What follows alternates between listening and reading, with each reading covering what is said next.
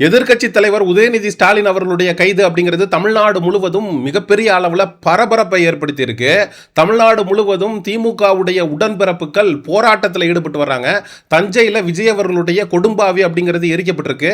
தாவேகாவுடைய கொடிகளை ஒன்றாக சேர்த்து கொளுத்தி திமுகவுடைய உடன்பிறப்புகள் தங்களுடைய ஆதங்கங்களை வெளிப்படுத்திட்டு வர்றாங்க.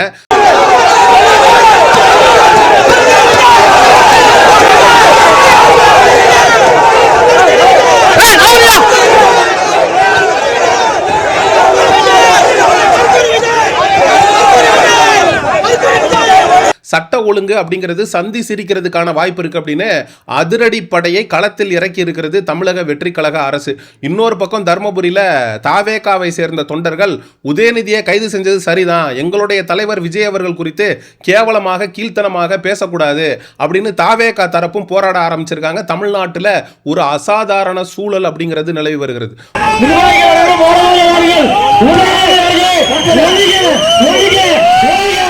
எங்கள் தலைவரை தரைக்குழுவாக பேசினால் நாங்கள் விடமாட்டோம். ஒவ்வொருவரும் தக்க பாட புகட்டுவோம். ஒழிக ஒழிக ஒழிக.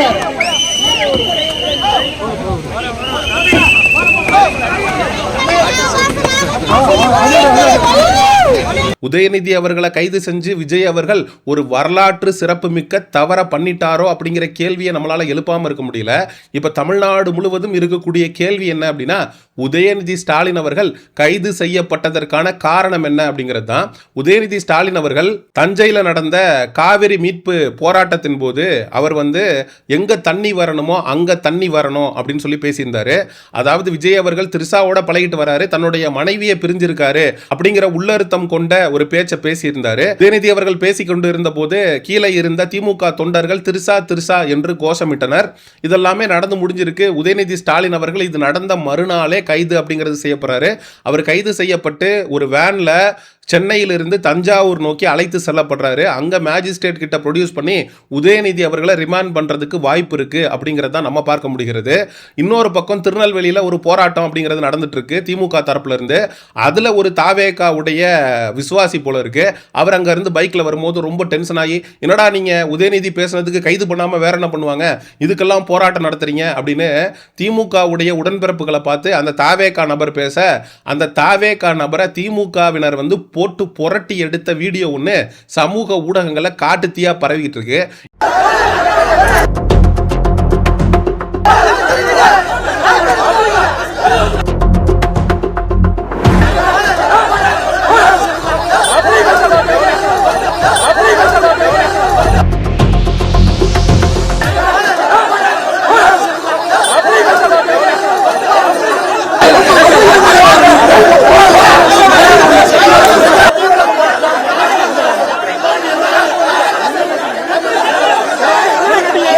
எங்க எதிர்க்கட்சி தலைவரை கைது பண்ணிட்டாங்க, நாங்க போராட்டம் பண்ணிக்கிட்டு இருக்கோம், நீ வண்டியில தனியா ஹீரோயிசம் பண்ணி பெர்ஃபார்ம் பண்ணலான்னு பாத்தியா அப்படின்னு அடிச்சு ஓட விட்டுட்டாங்க. பத்திரிகையாளர்கள் அந்த பைக்ல வந்த நபர்கிட்ட கேட்கறாங்க, நீங்க தாக்கப்பட்டதுக்கான காரணம் என்ன அப்படின்னு.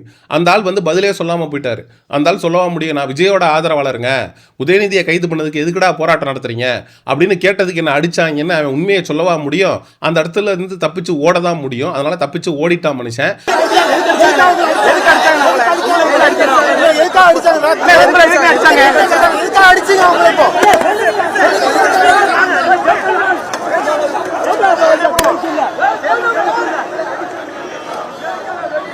இன்னொரு பக்கம் உதயநிதி ஸ்டாலின் அவர்கள் நீலாங்கரை வீட்டில் கைது செய்யப்படுறதுக்கு முன்னாடி ஏகப்பட்ட போலீசார் குவிக்கப்பட்டிருக்காங்க. திமுகவினரும் ஒன்னா கூடி அந்த கைதுக்கு எதிராக கோஷங்களை எழுப்பி வராங்க. இந்த நிலையில தான் உதயநிதி வீட்டுக்கு பக்கத்து வீட்டில் இருக்கக்கூடிய விஜய் அவர்களுடைய நெருங்கிய நண்பராக இருக்கக்கூடிய சஞ்சய் மேலே நின்று கோவப்பட்ட முகத்தோட, என் நண்பனையே நீ தப்பா பேசிட்டியா, என் நண்பனையும் திரிசாவையும் நீ சேர்த்து வச்சு பேசிட்டியா, உன்னை நான் வீடியோ எடுக்கிறேன் பாரு அப்படின்னு ரொம்ப டென்ஷன்ல அப்படியே எடுத்துட்டு இருந்தாப்புல வீடியோ.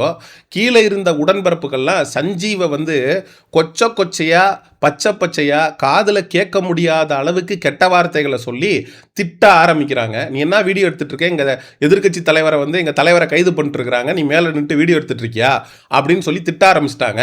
அதுக்கப்புறம் சஞ்சீவ் உள்ள ஓடிட்டாரு.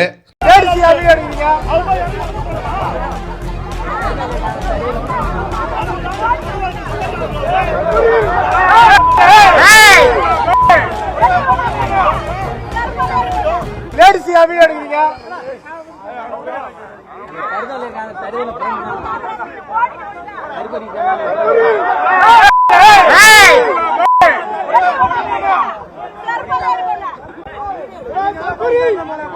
உதயநிதி ஸ்டாலின் அவர்களுடைய கைதை கண்டித்து பல்வேறு அரசியல் கட்சி தலைவர்கள் ரியாக்ட் பண்ண ஆரம்பிக்கிறாங்க. அதில் வந்து எடப்பாடி பழனிசாமி அவர்கள் நான் பல வருஷமாக சொல்லிட்டு வரேன், உதயநிதி அவர்களுக்கு நாவடக்கம் அப்படிங்கிறது தேவை அப்படின்னு நான் சொல்லிக்கிட்டே இருக்கேன்.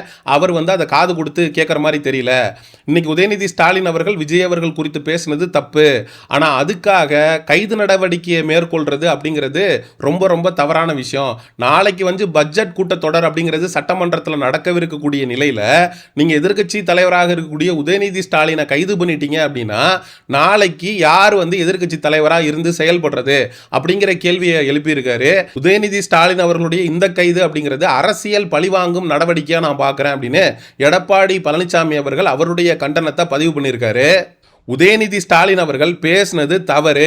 அவர் வந்து திரிஷாவிற்கும் விஜய்க்கும் இருக்கக்கூடிய எக்ஸ்ட்ரா மேரிட்டல் அஃபேர் குறித்து பேசுறாரு அப்படின்னா நீங்க தாராளமாக உதயநிதி ஸ்டாலின் அவர்களுக்கு எதிராக மான நஷ்ட வழக்கை கோர்ட்ல போடலாம். உதயநிதி ஸ்டாலினை கோர்ட்டுக்கு வர வச்சு அவரை வந்து அங்க பதில் சொல்ல வைக்கிறது அப்படிங்கிறது வேற.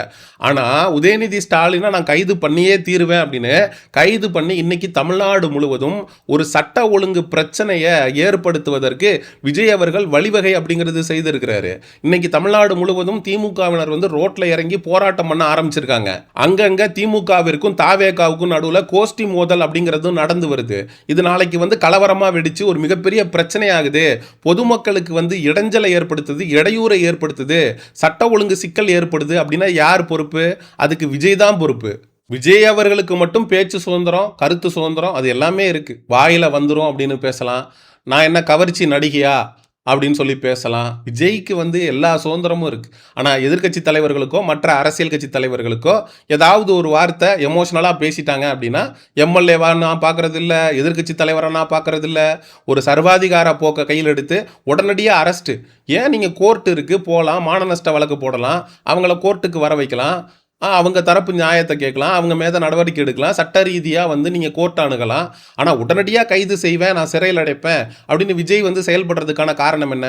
விஜய் தன்னை ஜெயலலிதா வெர்சன் 2.0 அப்படின்னு நினச்சிக்கிட்டு இருக்காரா அப்படிங்கிறது தெரில. ஜெயலலிதா கூட எல்லாருக்கும் கருத்து சுதந்திரம், பத்திரிகை சுதந்திரம் அப்படிங்கிறதெல்லாம் கொடுத்தாங்க. ஆனால் விஜய் அவர்கள் அதை கூட கொடுக்கலையோ அப்படிங்கிற கேள்வி இந்த இடத்துல நம்மளால் எழுப்பாமல் இருக்க முடியல.